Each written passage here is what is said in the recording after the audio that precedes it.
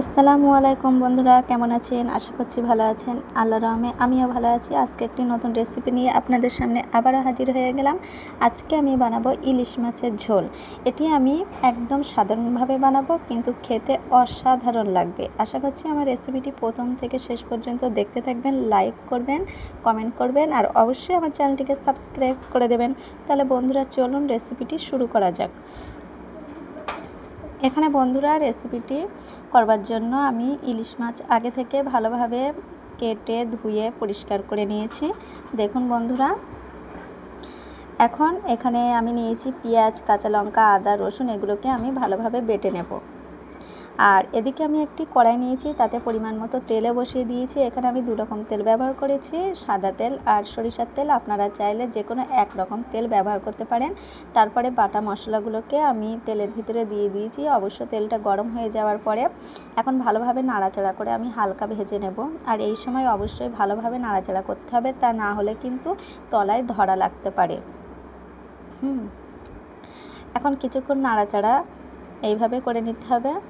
এখন কিছুক্ষণ নাড়াচাড়া করবার পরে আমি পরিমাণ মতো এখানে লবণ দিয়েছি, হলুদ দিয়ে দিলাম, আর দিয়ে দেবো আমি জিরের গুঁড়ো, ধনে গুঁড়ো, আর অল্প পরিমাণ আমি দিয়ে দেবো লাল লঙ্কার গুঁড়ো।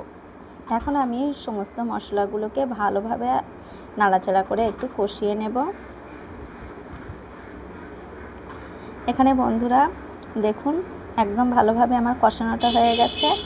এখন পরিমাণ মতো আমি ঝোলের জন্য পানিটা দিয়ে দিচ্ছি।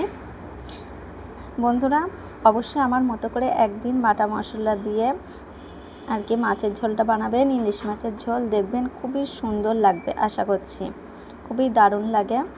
আপনারা অবশ্যই একদিন আমার মতো করে ট্রাই করে দেখবেন। এখন বন্ধুরা কিছুক্ষণ পরে ঝোলটা ফুটে উঠলে তার ভিতরে আমি মাছগুলোকে এক এক করে দিয়ে দিচ্ছি।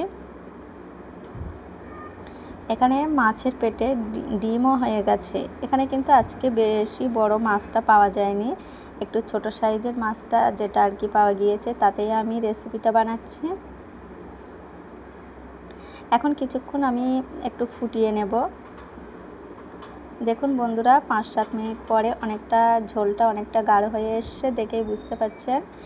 আর দেখে মনে হচ্ছে কতটা লোভনীয় হয়েছে, খুব দারুণ লাগে বন্ধুরা। আর আমি কয়েকটি কাঁচা লঙ্কা উপর থেকে দিয়ে দিয়েছি বন্ধুরা। তাহলে আজকের রেসিপিটা কিন্তু আমার একদম শেষের দিকে।